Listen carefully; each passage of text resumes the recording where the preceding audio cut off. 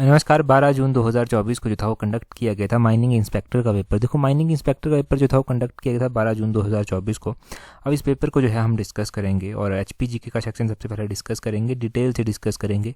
पिछले कल भी हमने पेपर डिस्कस किया था, वो भी हमने डिटेल से ही डिस्कस किया था। इस पेपर को भी बड़े अच्छे से डिस्कस करेंगे ताकि क्वेश्चंस जो भी लिंक कर पूछे जाते हैं वो आपके ठीक हो सकें और वैसे ही आप 35 नंबर जो है पूरे कर जाएँ और एग्जाम में आपको कोई दिक्कत ना आए।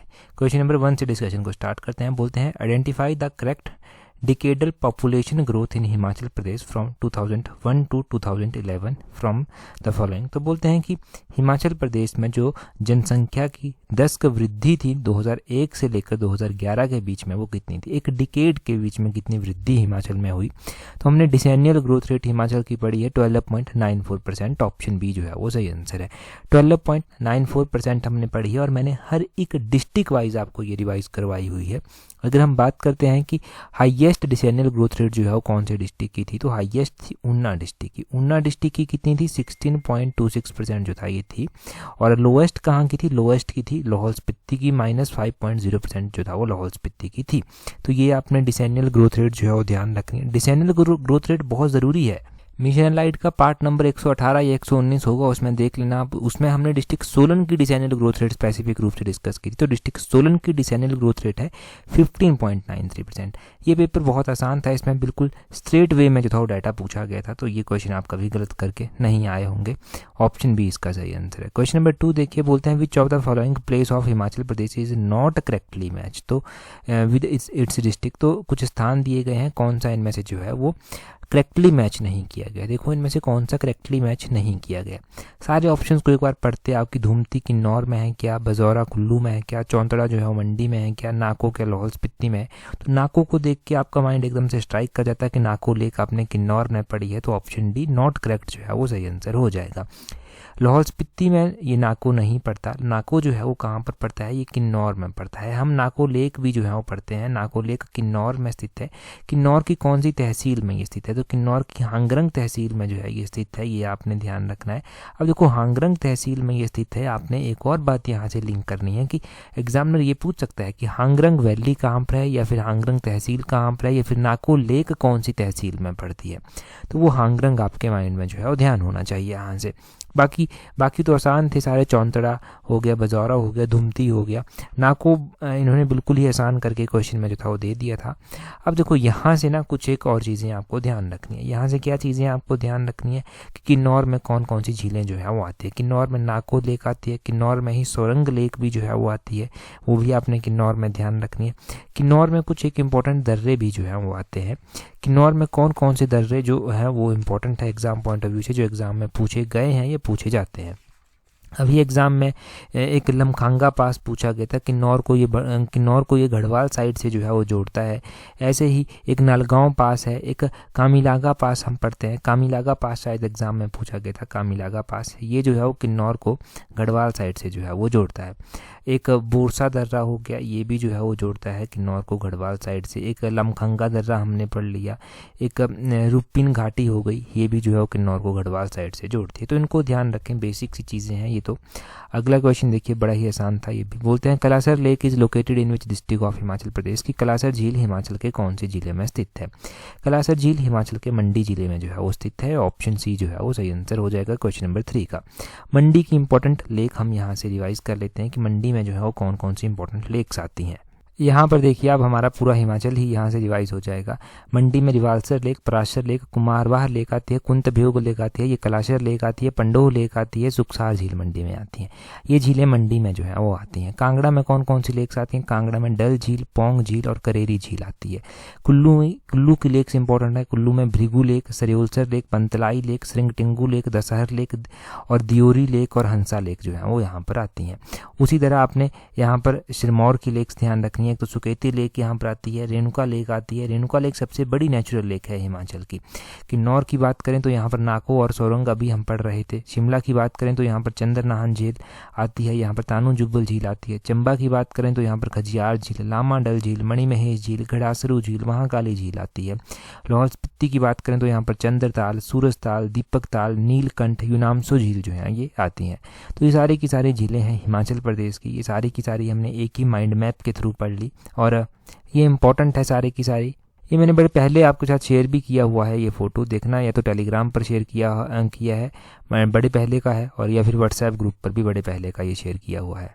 अगला क्वेश्चन देखिए क्या बोलते हैं यहाँ पर which of the following financial year received the lowest revenue recipient as per the Himachal Pradesh budget 2023-24। तो यहाँ पर स्विच किया गया है 2023-24 के बजट में।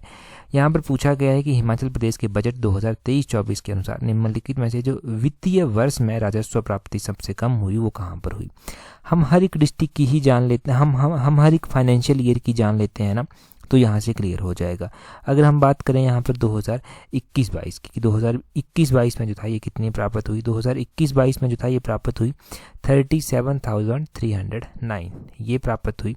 उसके बाद 2022-23 की पूछी गई है, परंतु ये बजट एस्टिमेट के अकॉर्डिंग पूछी गई है। तो 2022-23 की अगर आप बजट एस्टिमेट के अकॉर्डिंग देखेंगे तो वो थी 36,375, ये आपने ध्यान रखना है। और उसके बाद अगर आप 2022-23 की जो रिवाइज्ड एस्टिमेट के अकॉर्डिंग पूछी है वो भी ध्यान होनी चाहिए थी, 38,945, ये आपने ध्यान रखनी थी। और 2023-24 की ध्यान रखनी थी, यहाँ पर 38,000 थी पूरी। तो यहाँ पर जो है वो क्या था, यहाँ पर जो है पूछा गया है कि लोएस्ट रेवेन्यू रेसिपिएंट कहाँ से कौन से ईयर में हुआ। देखो इस सारे डाटा को अगर हम देखते हैं ना तो ऑप्शन बी सही आंसर होना चाहिए, क्योंकि यहाँ पर सबसे लोएस्ट रेवेन्यू रेसिपिएंट जो है वो हुआ है 2022-23 के बजट एस्टिमेट में, परंतु आंसर की मैं इसका आंसर जो है वो ऑप्शन ए जो है वो दिया गया है। ठीक है, तो ये जो भी डाटा मैंने आपको बताया है वो तो सारा का सारा अगर आपको चाहिए होगा तो मैं आपको भेज दूंगा, अगर आपने ऑब्जेक्शन फाइल जो है वो करना है। अदरवाइज़ ऑप्शन ए इसका आंसर की के अकॉर्डिंग है, और जो मैंने डाटा बताया आपको उसके अकॉर्डिंग ऑप्शन बी इसका आंसर है। तो स्टिल पेंडिंग रखते हैं, फाइनल आंसर की आने पर ही डाउट क्लियर होगा। आगे क्या बोलते हैं which of the following land revenue is proposed to be collected as per Himachal Pradesh budget 2023-24। तो बोलते हैं कि हिमाचल प्रदेश बजट 2023-24 के अनुसार भू राजस्व प्राप्त करने का अनुमान कितना है। तो लैंड रेवेन्यू कलेक्ट करने का जो टारगेट है वो है 17.16 करोड़, ऑप्शन ए जो है वो सही आंसर हो जाएगा। इसी तरह आपने ध्यान रखना है कि 2022-23 में ये कितना था, 2022-23 की अगर बात की जाए 2022-23 की, तो ये जो था वो था 15.02 करोड़, ये आपने ध्यान रखना है। उससे पहले 2022-23 का जो देखो 2022-23 का जो आया ना 2000, वो दो बार आया, एक था बजट के अकॉर्डिंग, एक था जो रिवाइज्ड आया फिर। ठीक है जी, एक बजट के अकॉर्डिंग था, एक रिवाइज था। जो बजट के अकॉर्डिंग आया वो था 23.06 करोड़, कितना 23.06 करोड़, और जो एक रिवाइज्ड एस्टिमेट के अकॉर्डिंग आया था वो था 15.02 करोड़। और ये जो हमारा 2023-24 का पढ़ रहे हैं ये हम बजट के अकॉर्डिंग पढ़ रहे हैं, 17.16 करोड़ जो है ये है। ठीक है जी, ये हो गया यहाँ पर क्लियर। अगला क्वेश्चन देखिए क्या बोलते हैं which of the following is correct about Himachal Pradesh. तो देखिए बोलते हैं कि हिमाचल प्रदेश में यहाँ पर कौन सी स्टेटमेंट करेक्ट दी गई है हिमाचल प्रदेश के बारे में। अगर हम बात करें कि Swan river merges with Sutlej in Una district की, सतलुज जो है वो सवां के साथ जो है वो मिल जाती है ऊना डिस्ट्रिक्ट में। दूसरे में बोलते हैं Baijnath temple was constructed by 2 merchant, की बैजनाथ मंदिर 2 मर्चेंट्स के द्वारा बनवाया गया था। तीसरे में बोलते हैं कि निर्मंड इज अ सब तहसील ऑफ शिमला डिस्ट्रिक्ट, की निर्मंड जो है वो सब तहसील है शिमला डिस्ट्रिक्ट की। और चौथे में बोलते हैं कि Himachal Pradesh territorial council had 30 member in 1956, की हिमाचल प्रदेश टेरिटोरियल काउंसिल के 30 मेंबर थे 1956 में। यहाँ पर ना एक सिंपल सी बात हो जाएगी कि क्वेश्चन नंबर इसको अगर आप देखते हैं ना 6 को, तो इसका आपको पता चल जाता है सही आंसर, क्योंकि बैजनाथ मंदिर हमने पढ़ा है कि 2 मर्चेंट थे आहुका और मनुका जिनके द्वारा बनवाया गया था। तो ऑप्शन बी आप बिल्कुल सही आंसर करके आते। ये बैजनाथ मंदिर डिस्ट्रिक्ट कांगड़ा में है और 2 व्यापारी थे आहुका और मनुका जिनके द्वारा ये बनवाया गया था। इस मंदिर को देखो रेनोवेट करने के लिए संसार चंद्र ने भी 19th सेंचुरी में जो था वो कुछ अमाउंट दिया था, हेल्प यहाँ पर की थी, ये आपने ध्यान रखना है। और काफ़ी इंपॉर्टेंट मंदिर है ये हिमाचल प्रदेश का। इसी तरह कांगड़ा में जो है वो एक और मंदिर है मसरूर रॉक कट टेम्पल, जिसको जो है वो एलोरा ऑफ हिमाचल भी जो है वो कहा जाता है, वो भी आपने ध्यान रखना है। वो मंदिर जो है वो लगभग जो है वो 8th सेंचुरी में बनवाया गया था और ललित आदित्य के द्वारा जो था वो बनवाया गया था, वो भी आपने ध्यान रखना है। देखो सवां नदी मिलती, अब स्टेटमेंट्स की बात हो रही है, सवां नदी मिलती तो सतलुज के साथ ही है जाकर, परंतु ऊना में नहीं मिलती ये बाहर जाकर पंजाब में जो है वो मिलती है, ये आपने ध्यान रखना है। निर्मंड की बात करें तो निर्मंड जो है वो डिस्ट्रिक्ट शिमला में नहीं आता, ये डिस्ट्रिक्ट कुल्लू में जो है वो आता है, ये आपने ध्यान रखना है। बाकी हिमाचल प्रदेश टेरिटोरियल काउंसिल की बात करें तो हिमाचल प्रदेश टेरिटोरियल काउंसिल जो है ये इंपॉर्टेंट है। इसकी स्थापना जो था वो कब की गई थी, पहले तो ये पता होना चाहिए कि टेरिटोरियल काउंसिल जो था वो कब बनाई गई थी। तो टेरिटोरियल काउंसिल 1957 में जो था वो बनाई गई थी और ठाकुर करम सिंह की अध्यक्षता में जो था ये बनाई गई थी। तो 1956 के संदर्भ में बात नहीं होगी। 1956 में क्या हुआ था, 1956 में हिमाचल प्रदेश को जो था वो एक केंद्र शासित प्रदेश के रूप में बनाया गया था, यूटी के रूप में बना दिया गया था, यूनियन टेरिटरी के रूप में, और 1971 तक ये केंद्र शासित प्रदेश के रूप में ही बना रहा था। तो इस तरह से ये स्टेटमेंट्स को हमने वेरीफाई कर लिया कि ये गलत हैं सारी की सारी। आगे क्या बोलते हैं, आगे बोलते हैं which of the following is correct about anti hail net subsidy in Himachal Pradesh up to 2021। तो बोलते हैं कि हिमाचल प्रदेश में जो है वो 2021 तक हिमाचल में ओले रोधक नेट की जो सब्सिडी दी जाती है वो कितनी दी जाती है। देखो एंटी हेल की जो हम सब्सिडी यहाँ पर दी जाती है ना, हमने बहुत बार पढ़ा है कि एंटी हेल नेट्स लगाने के लिए कितनी सब्सिडी हिमाचल प्रदेश सरकार देती है, तो वो देती है 80%। ऑप्शन ए जो है वो सही आंसर है। गिरिराज पत्रिका में ये बहुत बार जो है वो डिस्कस हुआ है, ठीक है जी। तो ये आपने ध्यान रखना है, एंटी हेल्स के लिए कितनी सब्सिडी दी जाती है, 80% सब्सिडी दी जाती है। देखो हेल स्टॉर्म से जो है वो फसल को बचाने के लिए सरकार जो है वो एंटी हेल्स के ऊपर सब्सिडी देती है, ताकि ये जो ओले रोधक होते हैं ना, ये एंटी हेल्स मतलब ओले गिरेंगे तो फसल उनसे ख़राब नहीं होगी, तो इसलिए जो है ये सब्सिडी 80% दी जाती है। काफ़ी हेल्प यहाँ से किसानों की होती है। आगे बोलते हैं identify the percentage of Himachal Pradesh population to the national population in financial year 2022-2021। तो बोलते हैं कि वित्तीय वर्ष 2020-21 में राष्ट्रीय जनसंख्या में हिमाचल प्रदेश की जनसंख्या का प्रतिशत कितना था। देखो अगर हम पॉपुलेशन की बात करते हैं कि हिमाचल का कितना परसेंट था, तो हिमाचल का था 0.57%। ये पॉपुलेशन के टर्म में हो रहा है डिस्कस। अब देखो ये तो हमने पॉपुलेशन के बारे में जान लिया यहाँ से कि पूरे इंडिया की पॉपुलेशन का 0.57% जो है वो कॉन्स्टिट्यूट करता है हिमाचल। परंतु यहाँ पर हम ना अभी पशुओं की बात भी कर लेते हैं। 2011 में लाइव स्टॉक सेंसस हुआ, यानी कि पशुओं की गणना की गई 2019 में। 2019 की जनगणना के अनुसार क्या पता चला, यहाँ से पता चला कि भारत में कुल जितने भी पशु हैं उनका 0.82% जो है वो क्या है, वो हिस्सा जो है वो हिमाचल प्रदेश के पास है पशुओं का। पशुधन की बात हो रही है, लाइव स्टॉक की बात हो रही है। और अगर हम पोल्ट्री की बात करें तो देखो पोल्ट्री में जो है वो पूरे जितने भी इंडिया में पोल्ट्री है उसका 0.16% जो है वो हिमाचल प्रदेश के पास है, ठीक है जी। पॉपुलेशन इंसान की 0.57 है, पशुओं की 0.82% है, और अगर हम बात करें पोल्ट्री की तो ये 0.16% है। तो ये डाटा ज़रूर नोट करना है आपने। अगला क्वेश्चन देखिए क्या बोलते हैं how many seats of master of medicine and master of surgency were allocated to private medical college in Himachal Pradesh during the academic session 2022-23। तो बोलते हैं कि शैक्षणिक सत्र 2022-23 के दौरान हिमाचल प्रदेश के निजी मेडिकल कॉलेज के लिए मास्टर ऑफ मेडिसिन और मास्टर ऑफ सर्जरी की कितनी सीटें निर्धारित की गई हैं। तो ये पूछा गया है निजी कॉलेजेस का, ये की गई हैं कितनी, ऑप्शन बी 92 जो है वो सही आंसर हो जाएगा। अगर हम गवर्नमेंट कॉलेज और प्राइवेट कॉलेजेस में ये सीटों की बात करते हैं तो 2022-23 के अकॉर्डिंग जो है 2022-23 का जो डाटा हमारे पास अवेलेबल है उसमें MBBS की कितनी सीटें जो हैं वो भरी गई। तो उसमें MBBS की जो टोटल सीटें हिमाचल में थी वो थी 870 सीटें जो था वो टोटल थी। इन 870 में से 720 जो था वो गवर्नमेंट सेक्टर में थी, और इसके अलावा जो बची हुई सीटें हैं 150 वो प्राइवेट सेक्टर में जो था वो थी, या फिर प्राइवेट कॉलेजेस के पास जो था वो दी गई थी। अगर हम बात करें पोस्ट ग्रेजुएशन किसी तरह, तो पोस्ट ग्रेजुएशन की 322 सीटें जो था वो थी। ये पोस्ट ग्रेजुएशन की बात हो रही है, जैसे कि MD MS हो गया उनके लिए। और इसी में अगर हम बात करते हैं कि प्राइवेट कॉलेजेस और गवर्नमेंट कॉलेजेस में ये किस तरह से जो था वो डिस्ट्रीब्यूट की गई, तो देखो इसमें से जो था वो 230 सीटें दे दी गई गवर्नमेंट कॉलेज को, और प्राइवेट कॉलेज को जो था वो रिमेनिंग 92 सीटें दे दी गई। तो वो यहाँ पर वही पूछा गया है कि MD यानी कि यहाँ पर मास्टर ऑफ मेडिसिन और मास्टर ऑफ सर्जरी, ठीक है, MD और MS की बात कर रहे हैं ये। तो ये प्राइवेट के पास जो था वो 92 थी, गवर्नमेंट के पास 230 थी।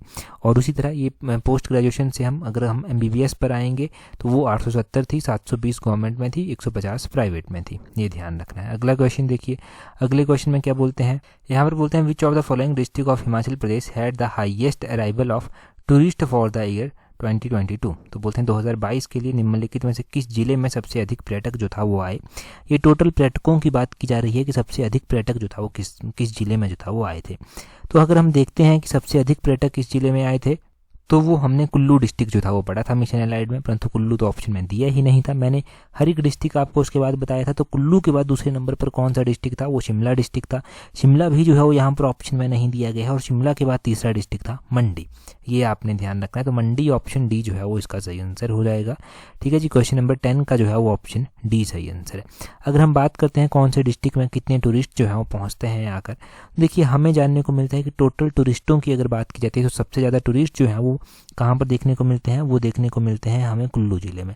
28,80,219 टूरिस्ट जो हैं वो देखने को मिलते हैं दिसंबर 2022 तक का ये डाटा है। अगर हम उसके बाद की बात करते हैं कि उसके बाद मंडी के बाद हमें कहाँ, कुल्लू के बाद हमें कहाँ पर देखने को मिले, तो वो हमें शिमला में देखने को मिले अप्रॉक्सीमेटली 25 लाख, आप ध्यान रख लीजिए। और उसके बाद हमें कहाँ पर देखने को मिले, उसके बाद हमें मंडी में देखने को मिले अप्रॉक्सीमेटली 22 लाख जो है वो आप ध्यान रख लीजिए। यहाँ पर कांगड़ा डिस्ट्रिक्ट दिया गया है, तो कांगड़ा में कितने देखने को मिले, तो कांगड़ा में 4 लाख जो है वो देखने को मिले। अगर एग्जैक्टली इस डाटा को देखेंगे तो 4,10,843 ये टूरिस्ट देखने को जो था वो मिले। बिलासपुर की बात की जाए अगर, तो बिलासपुर में ये डाटा था 18 लाख अप्रॉक्सीमेटली 18,44,175 ये डाटा है बिलासपुर का। और अगर हम सोलन डिस्ट्रिक्ट की बात करते हैं तो सोलन में ये 17 लाख का डाटा है। 17 लाख कितना, 17,55,813 इतने टूरिस्ट देखने को मिले। अगर हम दिसंबर 2022 तक बात करते हैं कि ओवरऑल कितने टूरिस्ट हिमाचल में पहुंचे आकर, तो वो पहुंचे 1,51,00,000 ये टूरिस्ट जो है हमें हिमाचल में देखने को मिले। 1,51,00,000 ये टूरिस्ट जो है हमें 2022 तक हिमाचल में देखने को मिले। ये दिसंबर 2022 का डाटा है। मैंने कल बताया था आपको, कल भी ये क्वेश्चन हमने पढ़ा था, तो इतना ध्यान रखें। अगला क्वेश्चन देखिए क्या बोलते हैं। उससे पहले अगर आप तैयारी पेपर 1 के लिए कर रहे हैं तो पेपर 1 की टेस्ट सीरीज आप प्रैक्टिस कर सकते हैं। टेस्ट सीरीज का लिंक नीचे डिस्क्रिप्शन बॉक्स कमेंट बॉक्स में दिया गया है। देखो पेपर में जब भी बैठेंगे, कॉन्फिडेंस के साथ बैठेंगे, वो कॉन्फिडेंस तभी आएगा जब अच्छी प्रैक्टिस की होगी। तो डेफिनेटली अगर आप अच्छी प्रैक्टिस करके जाते हैं तो आपको बहुत ज़्यादा हेल्प मिलने वाली है। प्रैक्टिस के लिए टेस्ट सीरीज के लिंक नीचे डिस्क्रिप्शन बॉक्स कमेंट बॉक्स में दिए गए हैं, वहाँ से अवेल कर लेना। टेस्ट सीरीज जैसे ही ज्वाइन करेंगे, टेस्ट सीरीज का ग्रुप जरूर ज्वाइन कर लेना, क्योंकि वहाँ पर जैसे हमें इनने इकोनॉमिक सर्वे की अलग से पीडीएफ डाल रखी है, करंट अफेयर की अलग से पीडीएफ डाल रखी है टेस्ट सीरीज के अलावा, तो वो चीज़ें आप ग्रुप से अवेल कर सकते हैं फिर आराम से। अगला क्वेश्चन देखिए, बोलते हैं which of the following is not correct about wild life sanctuaries in Himachal Pradesh. तो वाइल्ड लाइफ सेंचुरीज के बारे में कुछ बोला गया है, यहाँ पर नॉट करेक्ट आपसे पूछा गया है कि कौन सा कथन सही नहीं है। ये आप बिल्कुल सही करते हैं इसको। बोलते हैं Greater Himalayan National Park in Kullu has been declared as national heritage by UNESCO. तो बिल्कुल सही बात है कि ग्रेटर हिमालयन नेशनल पार्क जो कुल्लू का है उसको यूनेस्को के द्वारा जो है वो अपनी हेरिटेज लिस्ट में जो है वो रखा गया है। और मैं बार बार आपसे पूछता भी हूँ कि कब रखा गया है, तो ये 2014 में जो था वो इसको ऐड किया गया था, तो ये तो 2014 में ऐड हुआ है, ये तो सही है। दूसरे में बोलते हैं Bandli wild life sanctuary is in Mandi district. तो बंदली वाइल्ड लाइफ सेंचुरी हमने बिल्कुल सही बात है कि पढ़ रखी है कि बंदली जो है वो मंडी में जो है वो वाइल्ड लाइफ सेंचुरी जो है वो पड़ती है। ठीक है जी, तो ये भी स्टेटमेंट सही दी गई है। मंडी में और कौन कौन सी वाइल्ड लाइफ सेंचुरी आती है, मंडी में जो है नारगू वाइल्ड लाइफ सेंचुरी आती है, शिकारी देवी वाइल्ड लाइफ सेंचुरी आती है। आगे बोलते हैं गैम्यूल सियाह बेही wild life sanctuary is in district. ये जो गैम्यूल सियाह बेही वाइल्ड लाइफ सेंचुरी है ये डिस्ट्रिक्ट कांगड़ा में है। नहीं, कांगड़ा में ये कहाँ से आ गई भाई, हमने चंबा डिस्ट्रिक्ट में जब पढ़ रखी है। ये कहाँ पर पढ़ रखी है हमने, चंबा डिस्ट्रिक्ट में, तो ये चंबा में होगी। तो यही जो है वो गलत दिया गया है, नॉट करेक्ट है ये। ऑप्शन सी इसका सही होना था। कुगती वाइल्ड लाइफ सेंचुरी जो है वो चंबा में पड़ती है, बिल्कुल सही बात है। कुगती वाइल्ड लाइफ सेंचुरी जो है वो डिस्ट्रिक्ट चंबा में ही पड़ती है। और कुगती वाइल्ड लाइफ सेंचुरी और गैम्यूल बेही वाइल्ड लाइफ सेंचुरी के अलावा डिस्ट्रिक्ट चंबा में कलाटॉफ वाइल्ड लाइफ सेंचुरी आती है, सेचुताना वाइल्ड लाइफ सेंचुरी यहाँ पर आती है, तुंधा वाइल्ड लाइफ सेंचुरी यहाँ पर आती है। तो डिस्ट्रिक्ट चंबा की वाइल्ड लाइफ सेंचुरीज आपने ध्यान रखनी है। हिमाचल प्रदेश की सबसे छोटी जो वाइल्ड लाइफ सेंचुरी है वो है सिल्ली वाइल्ड लाइफ सेंचुरी, जो कि डिस्ट्रिक्ट सोलन में पड़ती है। सबसे बड़ी वाइल्ड लाइफ सेंचुरी है किब्बर वाइल्ड लाइफ सेंचुरी, जो कि लाहौल स्पीति में जो है वो पड़ती है, तो वो भी ध्यान रखनी है। अगला क्वेश्चन देखिए, बोलते हैं which of the following painting of Amrita Shergil was auctioned in 2023। तो बोलते हैं 2023 में अमृता शेरगिल की कौन सी पेंटिंग की नीलामी हुई थी। अगर हम अमृता शेरगिल की पेंटिंग की बात करते हैं कि किसकी नीलामी, कौन सी पेंटिंग की नीलामी हुई थी, तो स्टोरी टेलर पेंटिंग थी इनकी, ऑप्शन ए सही आंसर है। इनकी ये पेंटिंग जो था वो 61.8 करोड़ के आसपास जो था वो नीलाम हुई थी। अगर हम बात करते हैं कि इनकी और भी इंपॉर्टेंट पेंटिंग्स कोई है, तो पिछले कल ही हम अमृता शेरगिल के बारे में बात कर रहे थे जब हमने पेपर डिस्कस किया था। इनकी और भी जो इम्पोर्टेंट पेंटिंग है, एक है वुमेन ऑन दी चारपाई, ये आपने ध्यान रखना है। एक थ्री गर्ल करके जो है वो इनकी पेंटिंग है, थ्री गर्ल्स करके, ये मोस्ट इंपॉर्टेंट वाली है, मोस्ट फेमस वाली। और एक है हिल वुमेन, ये भी इन्हीं का जो है वो कार्य है, इन्हीं की पेंटिंग है। और एक यंग गर्ल भी है इनकी पेंटिंग। और इनको शिमला के साथ जोड़ा जाता है क्योंकि इनके द्वारा जो शिक्षा प्राप्त की गई थी वो शिमला के जीसस और मैरी कॉलेज से, स्कूल से जो था वो की गई थी। और इनका जन्म वैसे हंगरी बुदापेस्ट में जो था वो हुआ था 1913 में, 30 जनवरी को उनका जन्म जो था वो हुआ था, ये ध्यान रखना है आपने। ठीक है जी, तो इनकी इंपॉर्टेंट पेंटिंग जो था हमने जान ली।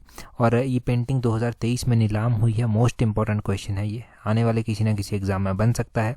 अगला क्वेश्चन देखिए, बोलते हैं identify the following which author of Himachal is not correctly match with his book. तो कुछ ऑथर दिए गए हैं और सारे के सारे जो हैं ये टफ वाले ही दिए गए हैं यहाँ पर। तो यहाँ पर जो सही सुमेलित नहीं है वो है ऑप्शन डी, नरेंद्र अरुण के द्वारा ये आज़ाद देसारी ये जो है बुक नहीं लिखी गई है, तो ये जो है वो करेक्टली मैच नहीं है। बाकी पीयूष गुलेरी के द्वारा जो है ये चौथे जो है इनके द्वारा किताब लिखी गई है। नंद कुमार के द्वारा गद्दी जनजीवन लिखी गई है। पंडित भवानी दत्त शास्त्री के द्वारा जो है वो लहरा धरन री लिखी गई है, ये इनके द्वारा लिखी गई है। ये नरेंद्र अरुण के द्वारा नहीं लिखी गई है, आज़ाद देसारी। तो ठीक है, अगर मौका मिला है थोड़ा सा हमें यहाँ से रिवाइज़ करने का, तो हम यहाँ से जो है वो कुछ एक इंपॉर्टेंट किताबें रिवाइज़ कर लेंगे, जैसे कि तारीख की रियासत सिरमौर जो रणजौर सिंह के द्वारा लिखी गई है। Bilaspur past present and future और Bilaspur a people of battered, ये अनंत चंद के द्वारा लिखी गई है। कुल्लू देश की कहानी किताब जो है वो लालचंद पार्थी के द्वारा लिखी गई है। किन्नर देश और हिमालयन परिचय राहुल संकृत्यान के द्वारा लिखी गई है। हिमालयन आर्ट जेसी फ्रैंक ने लिखी है।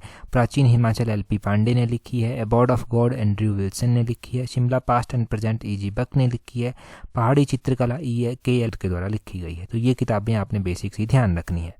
नेक्स्ट क्वेश्चन देखते हैं हमारे पास क्या पूछा गया है। बोलते हैं यहाँ पर which of the following is the correct year of coming into existence the Himachal Pradesh state forest corporation later on renamed as Himachal Pradesh forest state forest development corporation limited. तो बोलते हैं कि हिमाचल प्रदेश राज्य वन निगम, जिसको बाद में चलकर हिमाचल प्रदेश राज्य वन विकास निगम लिमिटेड के रूप में जाना गया, ये अस्तित्व में जो था वो कब आया था, कौन से ईयर में ये स्थापित हुआ था। मतलब देखो, इसकी स्थापना की अगर बात की जा रही है यहाँ पर कि ये कब जो था वो स्टेबलाइज हुआ था, तो ये जो था वो स्टेबलाइज हुआ था 1974 में। ऑप्शन बी जो है वो सही आंसर है।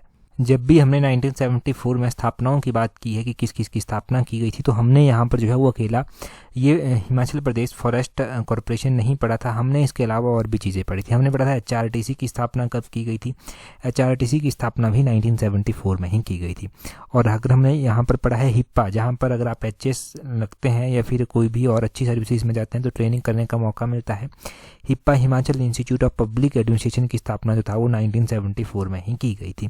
और ये हिप्पा फेयर लॉन्च शिमला में जो है वो स्थित है। HRTC की स्थापना 1974 में की गई थी। फॉरेस्ट कॉर्पोरेशन की स्थापना 1974 में की गई थी। 1971 भी ऑप्शन में दिया गया है। 1971 में हिमाचल प्रदेश को पूर्ण राज्य का दर्जा मिला था। 18वें नंबर का स्टेट जो था ये बना था इंडिया का। और 1971 में ही इलेक्ट्रिसिटी बोर्ड की स्थापना जो था वो की गई थी, वो ध्यान रखना है आपने।